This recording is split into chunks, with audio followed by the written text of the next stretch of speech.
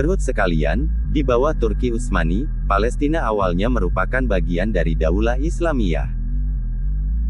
Namun, dengan kontrol negara Inggris atas wilayah Palestina pada tahun 1917, wilayah Palestina di mana Muslim merupakan penduduk mayoritas, dianeksasi terutama 48% bagiannya oleh orang Yahudi yang menjadikan orang Palestina kehilangan hak kemerdekaannya. Zionis Israel dapat menguasai Palestina, dikarenakan dapat dukungan dari sekutu utamanya, yaitu Amerika Serikat, Inggris, dan Prancis. Karena, negara-negara Islam, di sekitar Palestina ingin membantu pada tahun 1968. Tetapi, mereka kalah dalam peperangan yang berlangsung selama 6 hari tersebut, dan sementara itu Palestina berjuang sendirian. Akibatnya, negara seperti Mesir, Suriah, Yordania, dan Palestina kehilangan beberapa wilayah mereka. Sejarah menunjukkan bahwa, orang-orang Yahudi atau Bani Israel adalah sekelompok kecil manusia yang hidup di dunia ini. Sejak abad sebelum Masehi hingga saat ini, dengan mitos-mitosnya telah meresahkan dunia. Allah dengan firman-Nya menggambarkan perilaku mereka. Keburukan mereka, telah disebutkan dalam Al-Quran, Surah Al-Maidah ayat ke-64, mereka berbuat kerusakan di muka bumi dan Allah tidak menyukai orang-orang yang membuat kerusakan. Negara Israel, adalah penganut Zionis Yahudi sejak diproklamirkan pada tahun 1948, telah menunjukkan eksistensi mereka di panggung sejarah dunia. Sejarah dan nama Israel. Dalam sebuah riwayat, sebutan Israel, orang atau Bani Israel dalam kurung Israeliyin, adalah sebutan yang dinisbatkan kepada nama bapa mereka, yaitu Yakub bin Ishak bin Ibrahim alaihissalam. Israel adalah kalimat yang terdiri dari dua kata. Isra, yang artinya hamba atau teman dekat, dan El artinya Tuhan. Dengan demikian Israel artinya hamba Tuhan atau teman dekat Tuhan. Kemudian, mereka disebut Ibrani, karena dinisbatkan kepada nama Ibrahim alaihissalam. Hal ini ditemukan dalam kitab Kejadian. Ibrahim alaihissalam, disebut dengan nama Ibrahim sang Ibrani, atau maksudnya Ibrahim sang penyeberang, karena ia menyeberangi Abara, sungai Efrat dan sungai-sungai lainnya. Atau, ada juga riwayat lain, mereka dinamakan kaum Ibrani karena dinisbatkan kepada Iber, kakek kelima Ibrahim alaihissalam. Akan tetapi, para sejarawan sepakat bahwa penamaan Bani Israel dengan kaum Ibrani dikarenakan peristiwa penyeberangan Ibrahim alaihissalam menyeberangi sungai Efrat, yang diperkuat dengan ungkapan dalam kitab Yoshua. Adapun dinamakan mereka dengan kaum Yahudi, muncul ketika mereka bertaubat dari menyembah anak sapi. Mereka berkata, yang diabadikan oleh Allah dalam Al-Quran Surah Al-A'raf ayat ke-156, sesungguhnya kami kembali, bertaubat, kepada engkau. Riwayat lain mengatakan, bahwa mereka dinamakan Yahudi, karena dinisbatkan kepada Yehuda, anak keempat Yakub alaihissalam, yang nama asli atau dasarnya Yehuza, pemimpin bagi 11 anak Yakub alaihissalam. Bahwa asal-usul nenek moyang mereka berasal dari keturunan seorang nabi, yaitu Nabi Yakub alaihissalam. Negara Israel. Sebelum negara Israel modern saat ini, di sana sudah pernah berdiri negara Israel pada zaman klasik. Yaitu ketika negara Israel, digagas dan dikembangkan oleh Shaul atau Al-Quran, menyebutnya dengan Talut pada tahun 1025 sebelum Masehi. Ia menjadi pemimpin untuk seluruh Bani Israel yang bersuku-suku tersebut. Pada masanya, banyak terjadi peperangan, seperti perang menaklukkan bangsa Amun di wilayah timur Yordania. Peperangan melawan bangsa Palestina, yang saat itu dipimpin oleh Goliat, Al-Quran menyebutnya dengan Raja Jalut. Konon rupanya, dalam pasukan Shaul atau Talut ikut serta juga Daud alaihissalam. Yang ketika itu, masih sangat muda dan ia pula yang berhasil membunuh Jalut dalam peperangan tersebut. Ketika itu, sebagian kecil Palestina dapat dikuasai oleh pasukan Shaul Talut. Pasca Talut, Daud alaihissalam yang menjadi pemimpin Bani Israel. Palestina dengan demikian, sudah berada di bawah kepemimpinan Daud alaihi salam. Ia pula yang dianggap sebagai pendiri kerajaan Bani Israel di Palestina yang sesungguhnya. Daud meninggal dunia pada tahun 963 sebelum Masehi, dan menurut satu riwayat kuburannya terletak di Gunung Zion, di tempat yang sekarang disebut dengan Al-Nabi Daud. Setelah wafatnya Daud alaihi salam, kepemimpinan Bani Israel diteruskan oleh putranya, Sulaiman alaihi salam, yang berhasil menikahi puteri Fir'aun. Pada masa Sulaiman, Bani Israel mencapai puncak masa kedamaian dan kemakmurannya. Hal itu karena, kerajaan tersebut sudah dibina sebelumnya oleh Daud dengan maksimal, sehingga tidak ada lagi rintangan politis apapun lagi. Pemerintahan Sulaiman berlangsung 40 tahun, dan selama itu pula Bani Israel mengalami kemakmuran dan kebahagiaan. Pasca kepemimpinan Daud alaihi salam dan Sulaiman alaihi salam yang memerintah Palestina sekitar 80 tahun. Maka sejak tahun 923 sebelum Masehi kerajaan Sulaiman tersebut, terbelah menjadi dua negara dan antara keduanya saling bertikai. Pertama, kerajaan Yehuza atau Judah, di selatan dengan ibu kotanya Yerusalem atau Al-Quds. Negara kerajaan ini dipimpin oleh Rehoboam ibn Sulaiman. Ia dibayat dan didukung oleh dua suku Bani Israel, yaitu Yehuza dan Benyamin yang tinggal berdomisili di wilayah selatan dan di sekitar Yerusalem. Akan tetapi di daerah lain, Syakim atau Syakin tidak mau membayatnya sebagai Raja Bani Israel, karena kekasarannya dan karena mengancam masyarakat di sana jika tidak mau membayatnya. 10 suku Bani Israel yang ada di sana, menolak membayat dan malah mereka membayat Rehoboam, dari suku Efrem atau salah satu suku Bani Israel, dan inilah kerajaan kedua Bani Israel yang berada di sebelah utara.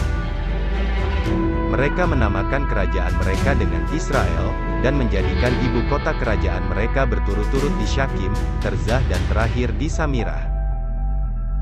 Kerajaan ini, diperkirakan hidup berkembang antara 923 sampai 722 sebelum Masehi, dan menempati 72% wilayah Bani Israel. Kerajaan ini runtuh dan hilang setelah diserbu oleh Sargon II, Raja Assyria, dengan rajanya yang terakhir adalah Hosea ibn Elah. Begitu juga, dengan nasib kerajaan Bani Israel di selatan yaitu Yehuza, dengan ibu kota Yerusalem atau Al-Quds, pada tahun 606 sebelum Masehi diserbu pula oleh Nebukadnezar. Banyak penduduk, yang terbunuh dalam serangan tersebut, dan rajanya yang terakhir di sana, Yahwakin ibn Bawakim dan keluarganya, juga diasingkan ke Babilonia, Irak. Akan tetapi, di tempat pengasingan ini, para bekas pimpinan kerajaan Yehuza memberontak pula. Sehingga, menyebabkan diserbu lagi ke Babilonia oleh Sargon II, Raja Assyria, sehingga pada tahun 586 sebelum Masehi, sudah berakhirlah semua kerajaan Bani Israel. Pada masa Imperium Romawi berkuasa, terutama masa Kaisar Romawi Konstantin, yang sudah memeluk Nasrani pada tahun 325 Masehi, Palestina umumnya sudah dinasranikan. Di Al-Quds, Yerusalem dibangun gereja makam suci sebagai gereja teragung. Di puncak Gunung Zaitun, dibangun pula gereja langit dan di kota Bethlehem, dibangun pula gereja kiamat. Adapun orang-orang Yahudi, ketika itu terutama para pedagangnya, sudah menyebar ke negara-negara Eropa. Negara Palestina. Jauh sebelum negara Israel berdiri di Timur Tengah, orang-orang Yahudi selalu saja berhasrat kuat untuk menduduki tanah Palestina. Berbagai daya upaya diprogramkan, misalnya Perjanjian Balfour di Inggris. Berupaya keras membeli tanah di Palestina, dan usaha lainnya sebagai provokasi.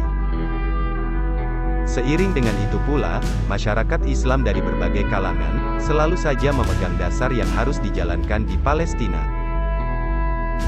Mereka mengidealkan, dan malah menuntut selalu penghapusan janji Balfour yang penuh dengan kezaliman. Ketidakadilan terhadap hak-hak bangsa Palestina, penghentian imigrasi Yahudi, penghentian penjualan tanah kepada Yahudi, pendirian pemerintahan nasional Palestina dengan dipilih oleh parlemen, Majelis Tasyri'i. yang menjadi penjelmaan keinginan hakiki masyarakat, dan masuk dalam negosiasi dengan Inggris untuk membuat kesepakatan yang akhirnya dapat memerdekakan Palestina. Kejatuhan umat Islam di Palestina di satu sisi adalah kesuksesan Yahudi mencapai negara merdekanya. Israel yang dibangun di atas persakitan umat Islam di Palestina dan sekitarnya. Sebenarnya, bukanlah mutlak karena kehebatan dan kesuksesan Yahudi menggalang kekuatan, ataupun dengan dukungan dan lobi mereka, akan tetapi karena kelemahannya pertahanan umat Islam di Palestina di bawah komando Turki, Utsmani pada memasuki awal abad ke-20. Pasukan Turki Utsmani tidak dapat berbuat banyak dalam menghadapi agresi negara-negara Eropa, termasuk juga Yahudi yang ada di dalamnya. Faktor lain karena umat Islam tidak berupaya mempertahankan persatuan, pan-Islamisme, untuk seluruh umat Islam. Tetapi, sebaliknya umat Islam sudah termakan isu konsep negara bangsa, nation state, yang dipopulerkan Barat, terutama dari Prancis sebagai imbas dari revolusinya, yang amat terkenal telah merubah tatanan dan peta politik negara bangsa dunia. Inilah awal mula terpecah belahnya umat Islam, yang tidak lagi menjunjung tinggi nilai khilafah, yang sudah diwariskan Nabi dan Khulafaur Rasyidin sebelumnya. Dengan kesuksesan provokasi Barat, dengan politik negara bangsa demikian, maka Turki Utsmani sebagai pemegang legitimasi khilafah otomatis mendapat serangan dari luar dan dari dalam. Upaya Muslim Palestina mempertahankan diri, dan malah ingin melepaskan diri mereka dari cengkraman kekejaman bangsa Yahudi tersebut. Diketahui dengan munculnya gerakan, organisasi dan tokoh-tokoh pejuangnya yang silih berganti. Fatah, Hamas dan PLO atau Palestine Liberation Organization adalah gerakan rakyat Palestina, dan sebagai wadah perjuangan mereka untuk melawan Israel. Upaya pembebasan Palestina dari Israel sudah dipikirkan pada level negara-negara Arab, seperti Yordania, Mesir, Arab Saudi, dan Suriah. Pemikiran dan upaya tersebut sudah sampai pada kesimpulan perjuangan bersama untuk membebaskan Palestina dari cengkraman Israel sejak tahun 1948. Semua negara di atas sudah bersiap untuk menggempur dan juga Mesir sudah menutup pesisir Laut Tengah yaitu Madai, Tiran, serta meminta pengawas perbatasan PBB untuk meninggalkan wilayahnya. Akan tetapi, sebelum pasukan Arab tersebut bergerak, tepatnya pada tanggal 5 Juni tahun 1967, Israel yang telah didukung oleh Inggris dan Prancis terlebih dahulu membombardir pesawat-pesawat tempur Mesir, Yordania dan Suriah yang masih berada di bandara mereka masing-masing. Hal ini adalah sesuatu yang tidak diduga sama sekali, sehingga akibatnya Israel lebih leluasa menyerang ke seluruh penjuru dan negara-negara tersebut. Satu realita yang nyata, berwujud kini dan bahkan mendatang, Palestina semakin terpuruk dalam berhadapan dengan Yahudi. Sementara perhatian dan bantuan dari negara-negara Islam semakin sulit didapatkan, karena sesama negara Islam sendiri dalam keadaan lemah, dan suka berpecah belah antar negara dan di dalam negara Islam itu sendiri, misalnya sebut saja Mesir, Suriah, Irak, Yaman dan seterusnya. Sementara Yahudi semakin solid dan kuat dalam perekonomian, persenjataan dan mereka juga mendapat dukungan pula secara terus-menerus dari negara-negara besar seperti Amerika Serikat, Inggris, dan Prancis. Hal ini dapat kita lihat dengan nyata, bahwa negara-negara Barat dan sekutunya Amerika, terkesan menutup mata tentang apa yang saat ini terjadi di Palestina. Mereka memilih bungkam dan acuh, tetapi, saat Ukraina diserang oleh Rusia, mereka semua bereaksi dan beramai-ramai mengutuk juga memberikan sanksi embargo bagi Rusia. Bahkan dengan lantangnya, mereka mengatakan bahwa Rusia telah mencederai hak kedaulatan Ukraina, serta melanggar hak asasi manusia dan hak atas nama perdamaian.